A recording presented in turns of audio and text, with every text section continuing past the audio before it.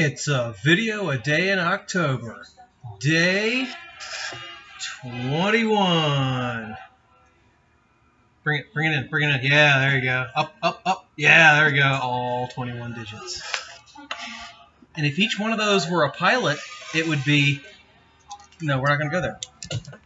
Anyway, it's the year 2016, and this is the first time I have ever actually used a laptop webcam. In fact, it's the first time I've ever actually used a webcam at all. We are here at the River City Diner North on Parham Road. And I've just had some scrambled eggs here, and I'm about to have my French toast. And instead of meat, I'm having, I keep on calling it fried apples. I was like about to say fried eggs. That doesn't make sense. I just had scrambled eggs. Wow, I must be tired. So, I'm also wearing the Awake at Last shirt. Awake at Last, great guys, played with them. So, what's this video going to be about? I honestly didn't know when I started. I was like, I'm going to have to come up with something. And I decided I'm just going to talk about my musical influences, because why not? So I'm going to have a sip of this cold beverage here. I wish they were sponsoring this. So anyway, when I was very, very, very, very, very young, we're talking like 3 or 4, I used to only know of 2 types of music. Little music and big music. Whenever I'd hear stuff on the radio or stuff that my mom would play, it was like easy listening, but that was little music. When I heard stuff that my sister listened to, that rock and roll, that was big music. I didn't like that. That's weird, considering where I am now. As I got older, I realized there was more than just big music and little music. That was, what else was I going to call it? I was like 3. So, the other people out here, they didn't really consent to be videoed. So, listen to a little bit of what was on Top 40 radio, because that's what was playing on the radio that in the van I rode to school. And then a dear friend who is no longer with us informed me of a local radio station called WRAP. And I was like, what's that? It's like, it plays rap. I was like, the only thing I knew about rap was like 20 seconds of Run DMC on some news interview where they just kind of freestyled right there, and there's like, and that's rapping. And I was like, I love that. And my dad was like, that's garbage. So go figure. So then some of my earliest like music that I listened to by choice that I even really knew who it was like KRS-One, EPMD, Salt and Pepper. And we're talking before Shoop, What a Man, Let's Talk About Sex, whatever. It was My Mic Sound Nice, MC Light. In fact, there's like these female MCs like back in the 80s, and a lot of people not even really talking about now. It's kind of a shame. But I thought I was going to be a rapper. And I came up with this really original idea when I was like 11 or 12. I was going to make a band called Double Agent, and it was going to be rock and rap. Yeah, of course, Limp Bizkit and about 15 other bands, have done that since then.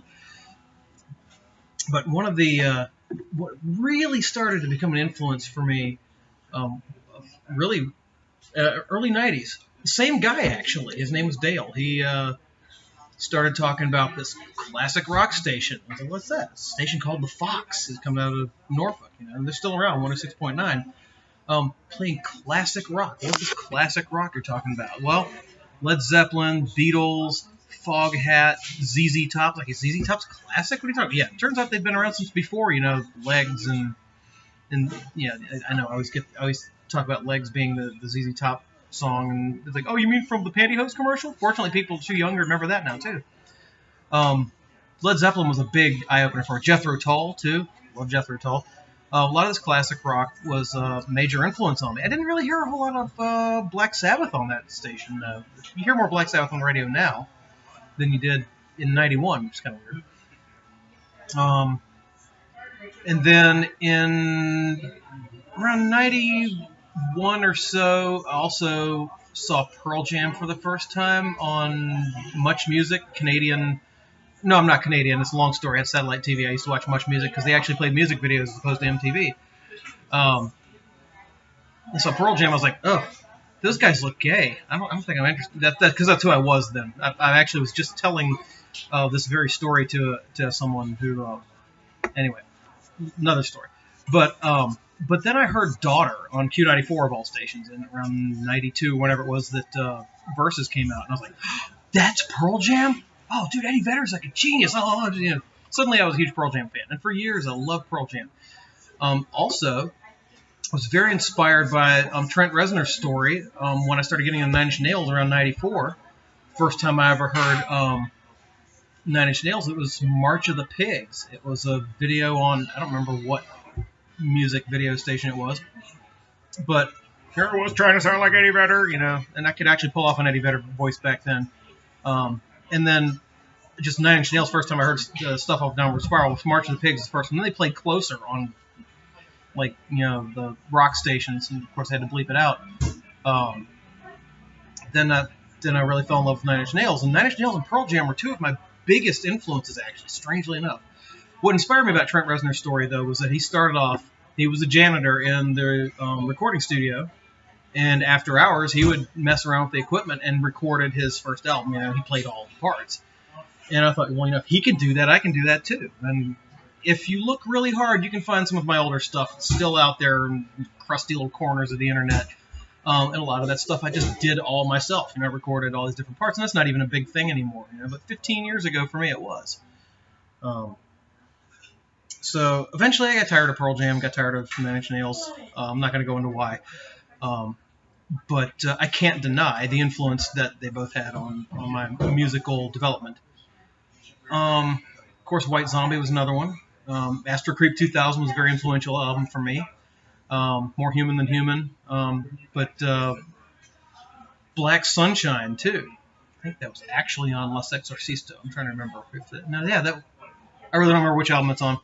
I fail. But loved Black Sunshine. Thunderkiss 65, of course, it's a classic.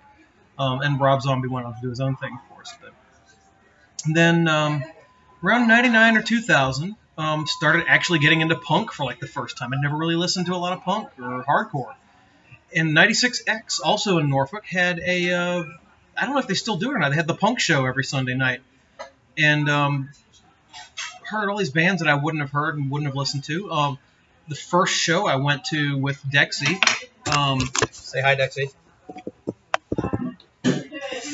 I thought she was actually going to go, hi, Dexy. She totally missed the opportunity to do that. One of the first shows we went to, it was Anti-Flag at what is now Strange Matter. It was Twisters at the time. And it was a great show. Agreements or disagreements with their politics. One thing I will always say for Anti-Flag that I really respect about them is that their message, whenever they're up on stage, people were moshing everything. They were like, everybody take care of each other. You know, that I don't care what side of the aisle you're on. That's a good message. And I've always respected them for that.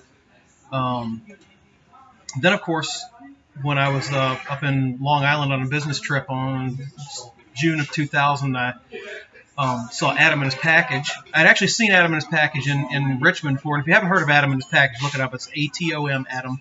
The guy's name's Adam Gorin. He's like a teacher in high school now. But 15 years ago, he was doing his solo act, and he played in Richmond and caught him. And then he saw he was playing up in Long Island again. I went up there, and one of the bands that opened for him was these four kids in this band called Brand New, but that's a whole other story. If you ever meet the guys in Brand New, ask them about Staring Guy. Hopefully they'll still remember me. But very wide range of stuff is my influence. A lot of influences from a lot of different corners. I mean, it sounds like I'm sort of trying to be a cosmopolitan hipster kind of thing, you know, with like, well, I listen to Motown and rap and country and rock and everything. But I mean, really, for me, music is music. You know, there's some really interesting melodies and tones and things. I like music that doesn't quite go where you expect it to. Another one, I don't really listen to Atreyu anymore, but one of my favorite riffs is in their song X's and O's, and the song's pretty straightforward until you get to that one spot where it goes dun, dun, dun, dun, and just suddenly drops into, it's not another key, but it's, the first time I heard it, I was like, I didn't expect that. What was that? Oh, that was good.